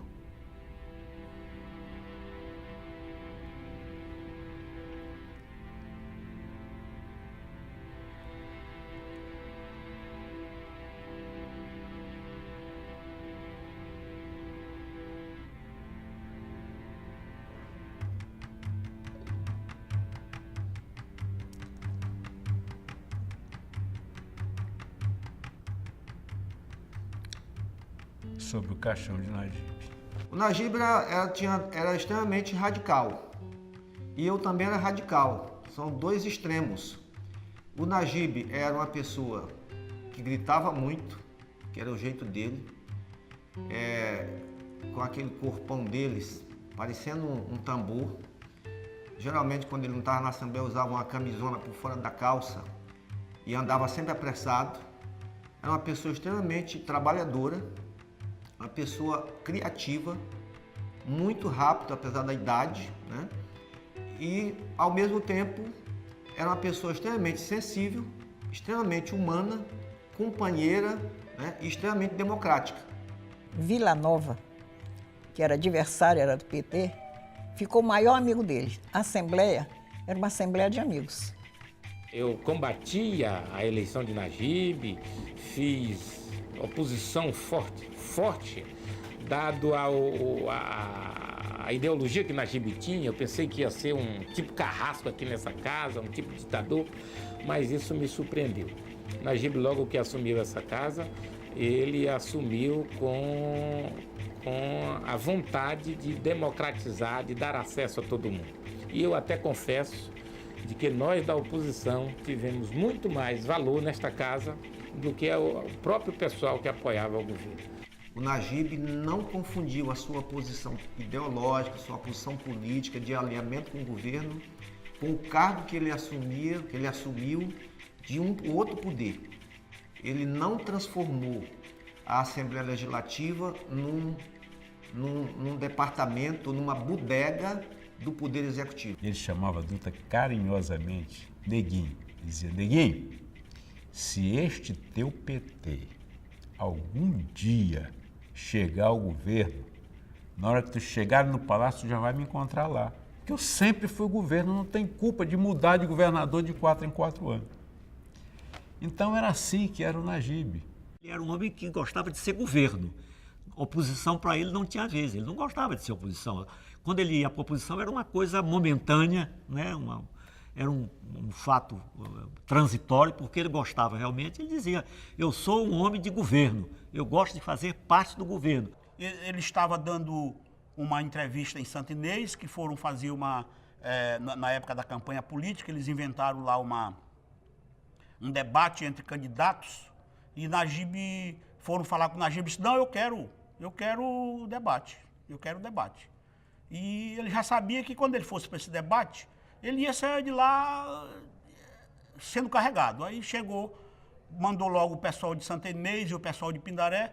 Evidentemente que quando os adversários resolveram mandar a gente para lá e chegar, já não tinha lugar mais para ninguém. Já estavam os amigos de Najib tudinho, de Pindaré e de Santa Inês. Então Najib, no debate, ele disse: eu sou do governo, não fico contra o governo. Eu não preciso do governo, porque eu sou comerciante, eu trabalho. Mas o povo precisa, os municípios precisam, e eu só posso fazer o desenvolvimento da região estando no governo. Quem estiver no governo, eu estou com ele. E um certo candidato disse, e até o PCdoB, se for para o governo naquele tempo, era no tempo da ditadura militar, o PCdoB não existia, todo mundo fora do país, e até o PCdoB disse: pois se o PCdoB vier ser governo no Maranhão, eu estou do lado do PCdoB para trabalhar pelo povo. Nessa hora foi uma gargalhada enorme, o debate acabou, ele saiu verdadeiramente carregado, e todo mundo, até os que estavam debatendo com ele, bateram palma, e nesse momento se encerrou o debate no Country Club lá em Santo Inês. O Najib buscava, enquanto deputado, melhorar a qualidade de vida das pessoas que moravam nas regiões que ele atuava, né? Então, era esse o sentido dele. Ele buscava sempre estar do lado do governo, porque ele achava que só o governo tinha condições de fazer isso. Ele era um político pragmático, ele era um político de resultados e, sobretudo, era muito dedicado à sua região, ao seu município. Então, ele resumia as coisas dele da seguinte maneira, que era uma maneira muito prática e muito simples, que dizia toda a filosofia. Olha, o que eu quero é arrumar benefícios para o meu Estado. Só quem faz benefício para o meu Estado é o governo. Assim, eu tenho sempre que ser do governo. Dizia Najib que do único governo que ele não havia participado era do governo João Alberto. Nós nos dávamos muito bem, mas a maneira de ser eu não aceitava, porque eu sou um político ideológico. Eu sou político puramente de ideias. E Najib era um político mais de amizade, de camaradagem, de um coração muito grande, de atendimento dos seus liderados. E havia uma divergência porque, no meu entender, o político não pode fazer tudo que o governo quer. Ele tem que ter,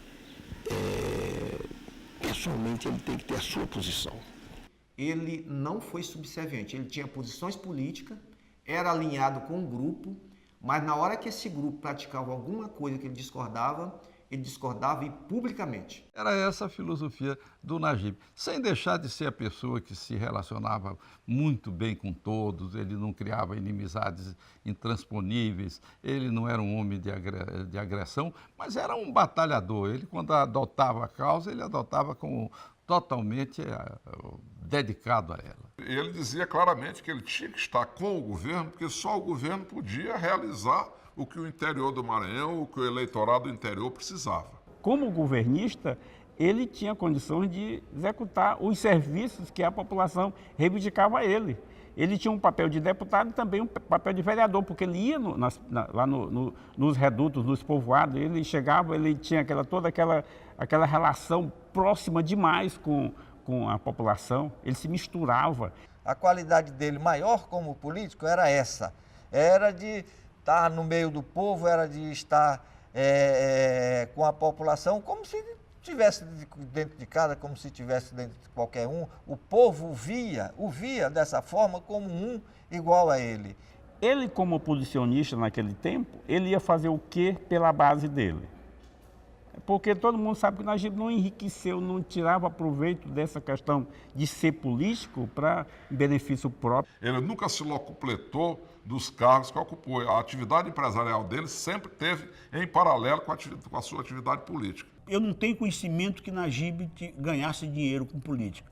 Na época de Najib, não tinha emenda parlamentar. Na época de Najib, a coisa era feita direta com o município, a obra era feita direta pelo Estado, em algum convênio com o município. No tempo que a gente conviveu, eu não conheci nenhum gesto, nenhum ato do Najib que revelasse desvio da sua função em benefício próprio.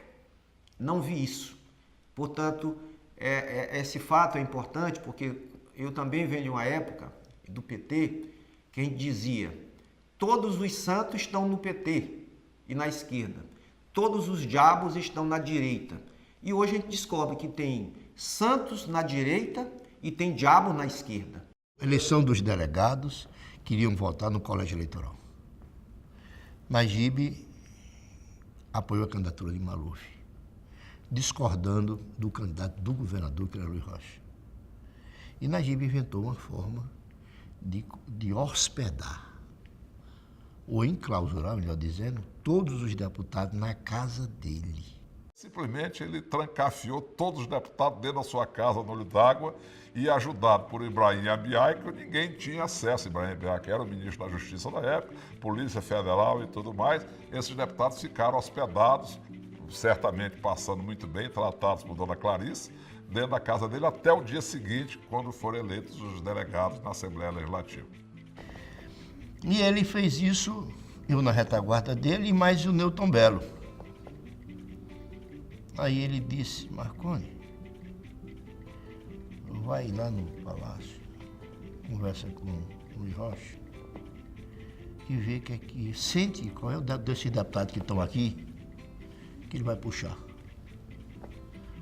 Aí eu procurei Fernando, ele me levou Luiz Rocha. Luiz Rocha se empolgou, pensando que ia ser uma aproximação.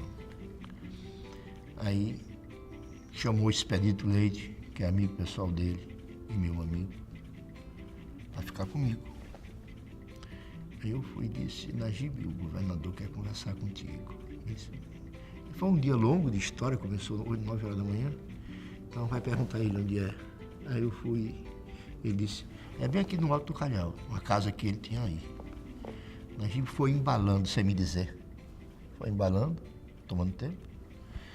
Terminou Najib fazendo eu posso falar claro, fazendo uma proposta, mandando uma proposta para o governador.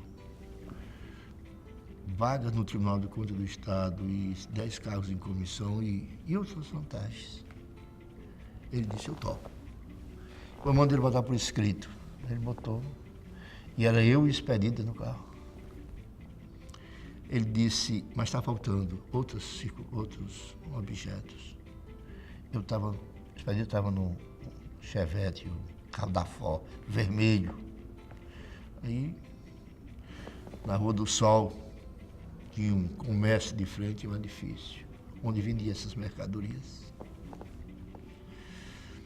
E o comércio foi aberto e a mercadoria foi colocada nesse carro. Deixou a mala fechada, cheia, que não podia nem fechar direito. Aí eu, mais Expedito, fomos na casa do Najib. Ele tirava as rosas assim, que ele mesmo plantava um jardim de rosas. Aí eu botei o carro assim no beco, que ele estava dirigindo a Expedito. Eu abri a mala. Aí ele olhou, com sua cabeça, tira esse carro daqui agora. E eu tirei o carro. Eles elegeram os delegados, Najib elegeu os delegados. E numa reviravolta, Luiz Rocha mudou com a participação de Davi Zé Gerardo. A mercadoria era muita. O comércio fechava, acho que era 4 horas. Mas o meu comércio foi aberto às 8 horas da noite para poder tirar a mercadoria de dentro. E nós devolvemos a mercadoria toda. Eu não tirei nem um papelzinho. Nem um papelzinho de envelope dele, que estava enrolado, tirei. Mas era a mala do carro todinha.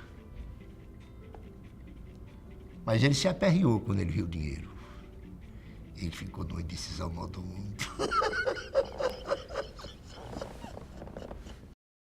Quando eu cheguei ao governo do estado do Maranhão, eu fiz questão de convidar o Najib para uma conversa pessoal comigo. Eu precisava ter uma orientação, um panorama sobre a paisagem política do estado do Maranhão e achei naquele momento que o Najib seria uma dessas pessoas de raro conhecimento sobre o estado e que poderiam, portanto, me prestar um grande serviço com as suas informações, os seus conselhos e as suas ponderações. Ao final da nossa conversa, eu perguntei a ele, Najib, eu estou formando o governo, você é um homem experiente, o que é que você deseja do governo? Ele me respondeu, eu não desejo absolutamente nada a não ser a sua amizade. Veja que homem extraordinário. Ele pedia aquilo que tem de mais caro dentro de nós, a amizade. E ele se tornou um grande amigo meu, já era, mas consolidamos a nossa amizade, um amigo da minha família, um amigo do meu filho, foi depois o líder do meu governo na Assembleia Legislativa e, finalmente, numa composição com os deputados, foi possível fazer dele presidente da Assembleia. Ele, como presidente, eu lembro, ele dizia, olha, deputado tem que ser respeitado. E um determinado deputado de oposição tinha ido à Secretaria de Saúde. E me parece que andou esquentando lá o sofá durante um bom tempo para ser atendido pelo secretário. No dia seguinte, a queixa foi feita para Najib, né? Como, rapaz? Não, senhor, este vagabundo vem aqui. Mas todo mundo vai ser atendido por ele aqui, vai passar o dia aqui na Assembleia. E ele, um dia ou 2 dias depois, marcou, o secretário foi para a Assembleia, chegou às 10 da manhã e saiu às 10 horas da noite. Najib fazia enfrentamentos que eu, muitas vezes, não acreditava. Certa feita, um coronel quis prender, um secretário de segurança quis prender uns deputados que estavam numa comissão de investigação de direitos humanos na região dos Cocais. O governador era Lobão. E Najib foi reclamar do Lobão. E ficou cercado de coronéis. E Najib deu uns gritos tão grandes nesse pessoal que até eu fiquei estarrecido. O Lobão disse, corre, Marconi, ajeita o Nagibe. Aí eu fui e abafei ele disse, sai de perto de mim, que enquanto eu for presidente da Assembleia, nenhum deputado vai ser preso com essa corja de coronéis. Eu lembro, certa vez, ele já era presidente da Assembleia e vinha passando pela Praça Deodoro, no carro oficial da Assembleia, e quando olha, vê aquele movimento, em frente à biblioteca estava o deputado Domingos Dutra, que era um deputado de oposição do PT, panfletando contra o governo Lobão. Foi no ano de 1991 que aqui no Maranhão as viúvas de governadores tinham direito de receber uma pensão equivalente à época a 100 salários mínimos. E eu fiz denúncia na Assembleia e resolvi fazer panfletos e colher abaixo-assinado na Praça Deodoro contra a pensão gigante de 100 salários mínimos. E ele saltou do carro, caminhou na direção de Dutra. Disse, rapaz, o que você está fazendo? Não, estou distribuindo esses panfletos aqui, Nagibe. Não vem atrapalhar. Ele disse, não, eu vim te ajudar, me dá uma parte que eu vou te ajudar a distribuir. E pegou os panfletos contra o governo e ajudou o Dutra a distribuir. Daquele jeito dele, né? Eu nunca me esqueço dos olhão dele graúdo, mas dentro das covas da sobrancelha. E nós ficamos ali um bom período distribuindo panfleto. Ele disse, eu estou fazendo isso porque nós estamos precisando de ti para a sessão. Então tu tem que terminar logo para poder não faltar a sessão. Eu me lembro de outro episódio, a gente vai lembrando aqui, vai falando. Uma briga do deputado Villanova com o deputado Isaac Dias e Júlio Monteres. Aí brigaram lá embaixo, suspendeu a sessão, tá? E estava em votação um projeto que eu não sei se era um projeto de aumento, tinha uma emenda do deputado Villanova que não significava muita coisa. E os deputados queriam rejeitar a emenda. Aí ele chamou o deputado Marconi e disse, pô, Marconi, Villanova apoiou agora, vamos aprovar pelo menos a emenda dele, rapaz, lá de confusão, vamos aprovar. E aprovaram a emenda de Villanova, ele chamou Villanova, tu apanhou hoje, mas aproveita a emenda. Ó, tá aí. Dados os conflitos que tive com o Nagibe, até as brigas pessoais, não é? Até os encontros de bufete que tivemos, Nagibe me deu uma grande lição. Lição até que me envergonha. Eu me confrontei com o Nagibe. E quando eu tive doente, que eu fui para a UTI, Nagibe passou aproximadamente umas 8 horas junto comigo ali, porque deputado não tem tempo para nada. Deputado, e o Nagibe ficou lá durante todo o tempo, conversando com os médicos, dando ordem ao hospital, coisa que Nagibe não podia dar ordem ao hospital, só podia dar ordem aqui na Assembleia, mas lá ele dava ordem, dava grito. Mas sobre o deputado Villanova, o pessoal do gabinete não gostava dele, que era o pessoal do PT radical, né? E eles iam no gabinete, às vezes o pessoal ia fazer qualquer coisa no gabinete e ficava reclamando, verde, isso é um desperdício, essa pompa aqui. E aí um dia o pessoal do gabinete vai visitar Villanova, que estava internado, né? Quando chegaram lá e contaram quem? Nagibe, tá me entendendo? Chorando, porque Villanova não tinha sido atendida. Aí pronto, aquilo ali derreteu o pessoal do PT, o pessoal do gabinete começou a gostar. E realmente, então, aquele negócio que eu falei, ele conquistava, tá entendendo? Pelo poder natural dele, de convencimento, pela amizade, pelo amor, pela espontaneidade, um homem formidável. E eu ainda ontem recebi o telefonema da sua família, perguntando o meu estado de saúde. E eu preocupado porque a família dele estava telefonando todo dia para mim.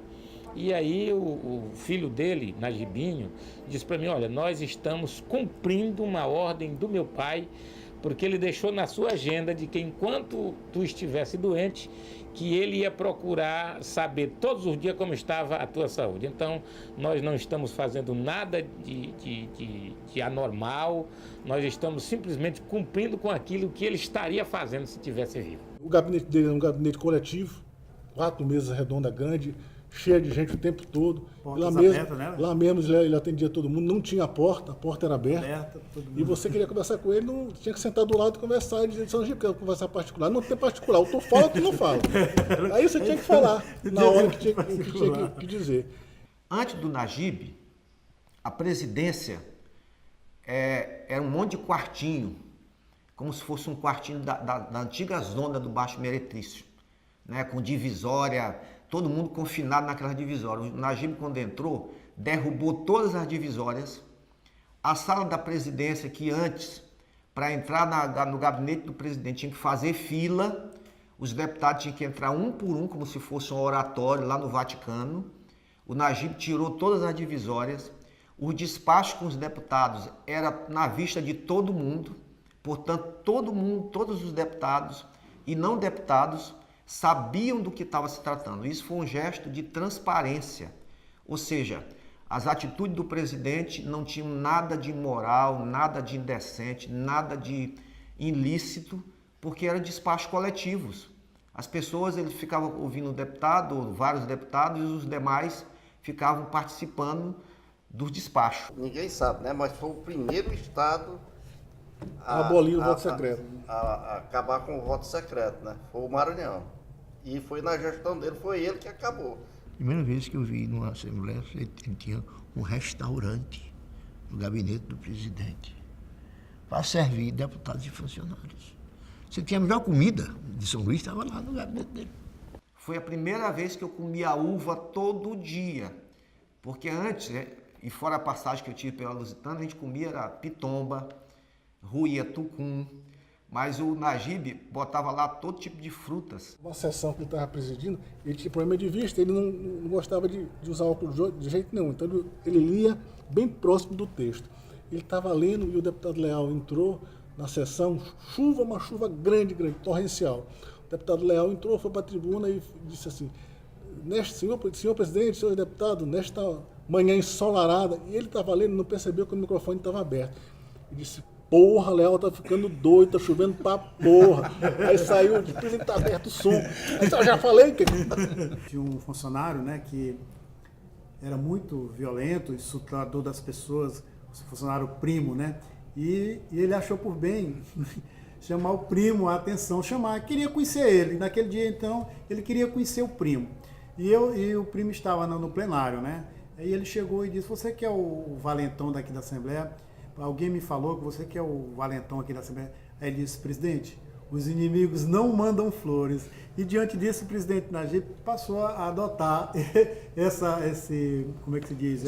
Esse lema.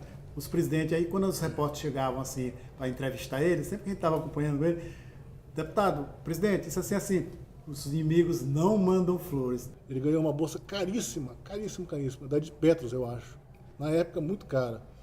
E deram para ele a bolsa, ele botou o documento dentro da bolsa e não conseguia abrir a bolsa.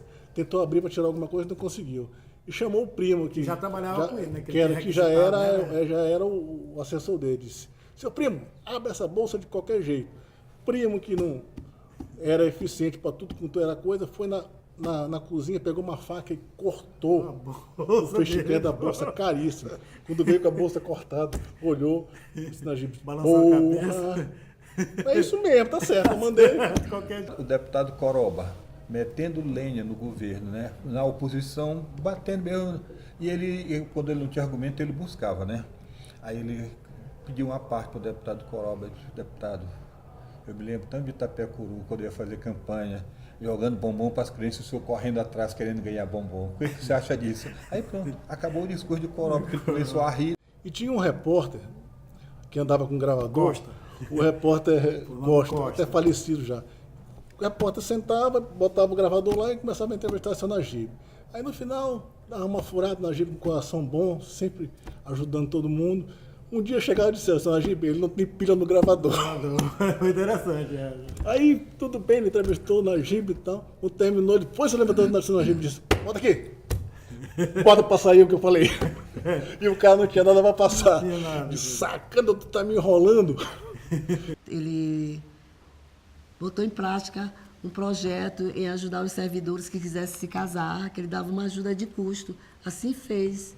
Houve uns servidores que ainda chegaram a contrair matrimônio. Todo dia ele saía com um grupo. E os funcionários, então, se tendo o apoio do presidente, cada um foi dizendo o que queria. Eu e ele sempre pensávamos em ter uma creche, mesmo fora da Assembleia. E coincidiu, nestes 7 meses que ele passou lá, nasceu a creche Sementinha.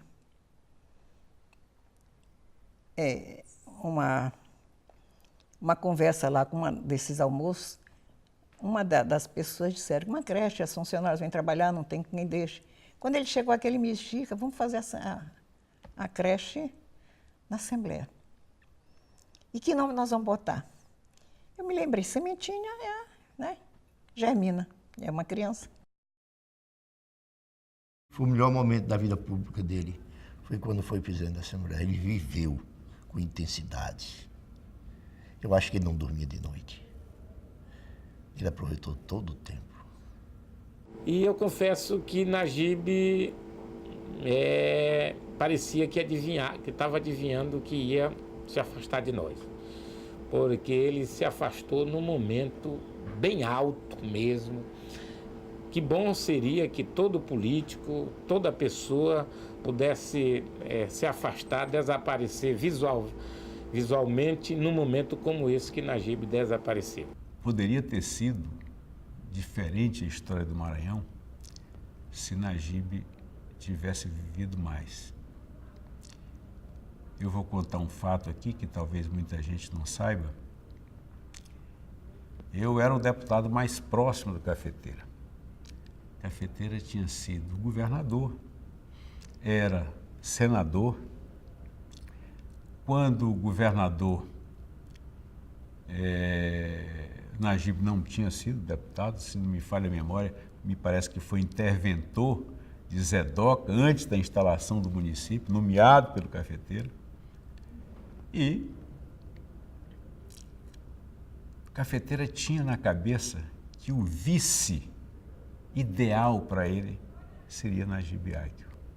Exatamente pelo poder de articulação, pelo trânsito que tinha na classe política, pelo cargo que exercia de presidência da Assembleia e pela maneira como exercia o cargo. Najib, como eu disse antes, ele tinha conquistado todo o plenário da Assembleia. Não havia, era uma questão de unanimidade. Era uma figura unânime dentro da Assembleia, era o Najib. Então o Cafeteira enxergou isso. E eu fui encarregado de conversar com o Najib. E pedi a ele que ele tivesse uma conversa com o Cafeteira. Essa conversa foi feita na minha casa.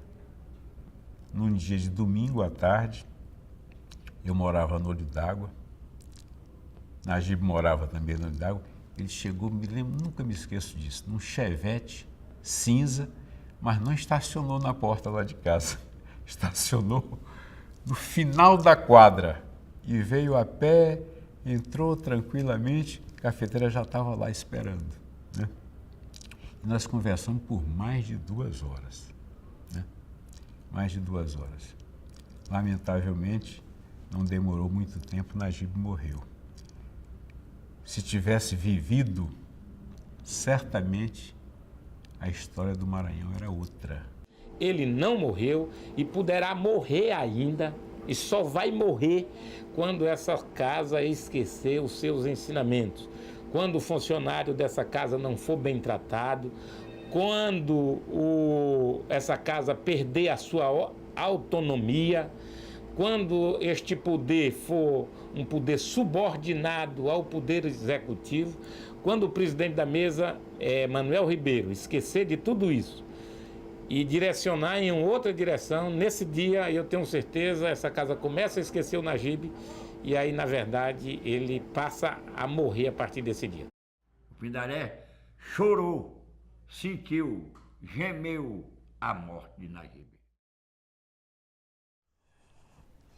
Por incrível que pareça, hoje, eu ainda quando abro a porta do quarto, essa é a impressão. Eu tenho a impressão que a rede dele está armada no lugar que era. Isso é bobagem, mas a hora que eu abro a porta, aquela lembrança é aquela que vem de imediato. Nós estaremos atentos, prontos, vigilantes ao lado daqueles desamparados. Porque o deputado Najib Aíquio continua sendo o caboclo do Pindaré, acostumado a comer da tapiaca e do mandubé.